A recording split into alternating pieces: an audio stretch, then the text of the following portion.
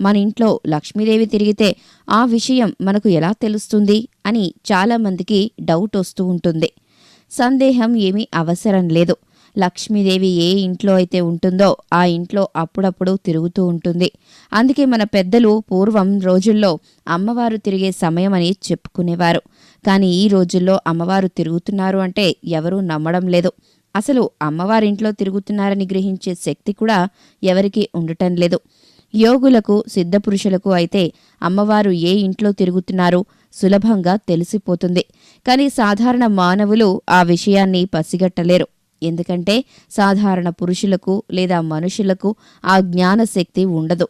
కానీ అమ్మవారు అనగా లక్ష్మీదేవి మన ఇంట్లో తిరిగితే కొన్ని సూచనలు కనిపిస్తాయి.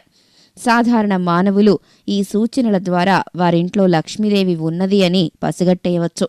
అందరూ తమ ఇంట్లో లక్ష్మీదేవి నివాసం ఉండాలని, అమ్మవారు